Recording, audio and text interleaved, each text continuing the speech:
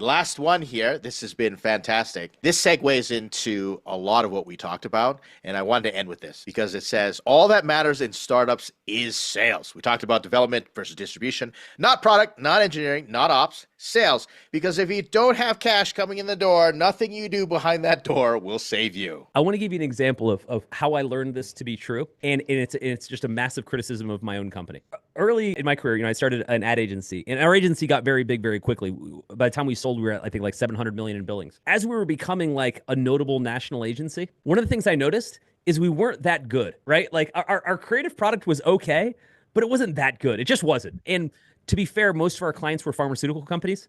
And this is even before like direct to consumer was like even those ads suck. So and I'm a creative, so like for me, like the quality of creative matters. But I remember being in our board meeting and I'm like, have you noticed that like in every single board meeting, no one ever talks about our product? Like it doesn't even come up. Like what awards have we won or what great, like all we talk about is financials. And one of the other board members says, it doesn't matter. And I was like, huh? He said, we're really good at selling. Wow. Like he was saying it facetiously. Yeah. But he was right. What he was saying was, if we weren't good at selling, we wouldn't be here based on just how good we are at creative.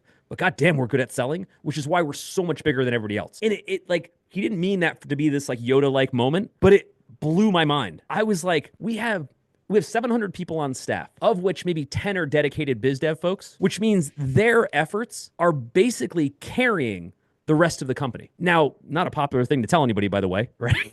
But like it occurred to me that without sales, it doesn't matter how awesome our creative director is. Without sales, it doesn't matter how good our strategy team is because there's nothing for them to work on. Let's put this in context, Will. What was your best sales year when you were running that company? Oh, like how much did we sell in that year? Yeah, 1 year. Well, 700 million would have been our an annual sale, so that would have been 700 million. Yeah, and just think about what it takes.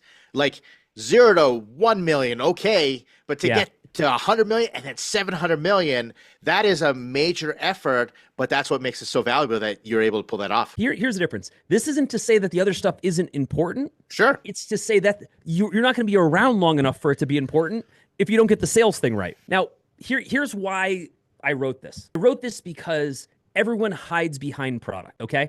Because the beauty of hiding behind product is that you don't have to be accountable to whether or not what you just did actually works. Example, let's say, Ed, you and I build Facebook before it turns on a monetization engine, right? And everyone's using it. We've seen a million cases of this, but it can't figure out how to make a penny. We will die. We will die. It does not matter how much everybody loves this product. We are going to go out of business, right? Like a million companies before us, if we don't figure out the money. There are 3 points in my life. Someone once told me, business mentor, Ed, if there's more money going out than money coming in, you're already bankrupt. You just don't know it yet. Yep, first. 100%. Second one, another business mentor said, Ed, everything can be managed based on your financials.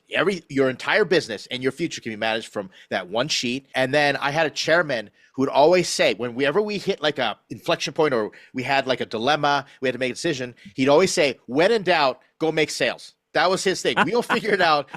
Just go sell something. And I appreciate those voices in my life, just like appreciate hearing this here. Yep. You know what happens though, particularly around funded companies, is the way I describe a funded company is you artificially did all the sales up front vis-a-vis selling to a VC. And that feels like sales. Hey, I went in front of them. I gave a presentation. They gave me lots of money. We have money in the bank. And now we're hiring people. You haven't sold a goddamn thing, right?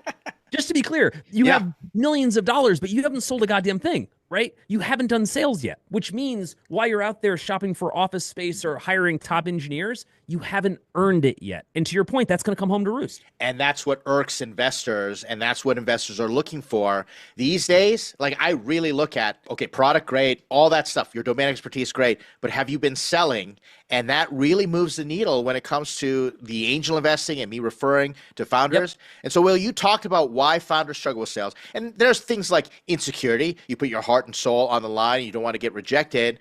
What should founders do to get over this? I'm talking about founders that catch themselves at this point where it's like, I haven't sold anything.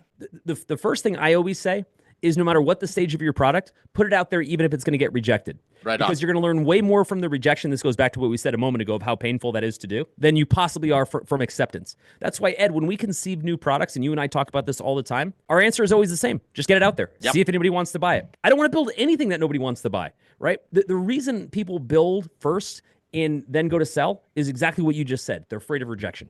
right? And part of it is, hey, I don't want to put a shitty product out there, right? I don't want to put a product that's half-assed, and I get that, and there's some pride in that work. But more often than not, in my experience, it's them hiding. It's them hiding from actually going out there and putting themselves out there. Will, it gets even deeper than that, and this is where I'm going to just say it bluntly. For a lot of founders in our community, what happens is they're building, and the more time you spend with your product, plunking away at that coffee shop, dream about it at night, the more it blows up in your head, and the more you think everyone is going to love it. This is the best thing since sliced bread. And then founders get so upset, Will, when the market, investors, everybody gives them feedback and they tell these founders, your baby is ugly. Like it's not going to work. And we try to break founders out of that, but sometimes you can't until they experience that pain. That's what happens. The way I tend to frame it for folks, Ed, for founders, is I say, don't worry about people not liking this product because this is the worst version you will ever see. We're working on Google version 1000 right now, right? If you really think about what that product would have been, I don't think it's ever changed, but what that product would have been versus what it was at the end of 2000 or whenever they launched it, right? Like it was an abomination compared to where it is now, but that's the nature of product evolution. The first version, by definition, is the shittiest version you'll ever release, right? So get over the idea that it's going to be perfect because it's not going to be perfect until you get to version 50. And you're still working on version 1. You're long from that point. You don't get to make that call. And Will, the earlier you can sell something, even if you don't have something built, the faster you'll get that feedback, you'll practice, you'll get those reps in, you'll understand what your messaging needs to be like, you'll understand your market, you'll get to know your ideal customer profile. So go out and talk to a live person and manually, if you need to, sell from day one. That's the number one thing. And just a tactic that I learned early in my career when I was selling, and I was almost always in the front lines, when I was running the agency, I was on the road 250 days a year. I was always on a plane somewhere to sell someone because it was all national and international clients. And I had no experience of selling whatsoever, right? But here's what I did really well that served me so incredibly well in every one of these pitches because I didn't know what I was doing. I asked questions. If you're not good at presenting, if you're inexperienced, if you're early in your career, ask the client questions. What would those questions be? I don't know. What's the biggest flop you guys have had in marketing lately? Where would you guys love your marketing to go, right? Of all the agencies you've hired, which one would you hire back and why? Let them tell you what they want to hear. The worst thing you can do as a salesperson, really as a human, is just say everything you want to say without finding out what you were supposed to say to begin with, right? That's a good one. Right. And it's the same with pitch decks. We talk about this when folks are pitching investors. Find out who's in the room, right? What is important to you? What have you done in the past, et cetera? The worst thing you can do is spend 45 minutes burning through a presentation that no one cares about. Let me double click on that, Will. The question isn't, will you buy my product? That's not the question. You asked all the questions to understand, and that's what drives me a little crazy. And this is where, part of me, I have a love-hate relationship with Reddit, but I see founders get on there and they say, would you buy this? And it's going to do this, this, and this. What do you expect us to say? Like, you're not asking the right questions. Right. And therefore, I love that technique. Learn to ask questions and you will get better at sales. That's our point. You bet. Let your audience, let your customer tell you what they want to buy and give you the reason they want to buy it. And just tell them yes. It's pretty straightforward. Perfect. Well, Will, we've gotten to the end. This has been absolutely fantastic. We're going to hit you up with some more axioms because I think it makes a great conversation. Last word to you. What's your encouragement out there? Founders who are going to be watching this, founders in our community, what would you like to tell them? I got to tell you, man, of all of this, like we'd all love to believe that we can pre-prepare for all of the stuff that comes with startup stuff. Honestly, the way to get stuff done is wake up tomorrow, do everything you possibly can, make a zillion mistakes because that's the only version of this, and then just keep doing that, right? There's no version where you just wake up and win every game. I wake up 30 years later knowing exactly how this is played, and I lose 99% of the time. But the 1% of the time makes up for all of that. So just get out there and do it. And I just want to encourage everybody, listen, this is such a rare opportunity. Will, it's a privilege and a pleasure to sit here and to be able to hear your stories and ask you these questions. It's one of the advantages that I get being in the position I'm in. But everybody else in Startups.com, they have access to you. They can show up to forums like this. They can ask questions. And I think that you are doing yourself such a disservice. It'd be travesty if you don't take advantage of all the intellectual capital that we have here at Startups.com. Come, just like Will said, ask questions. We got answers. If not, we'll discuss it and we'll try and find it together.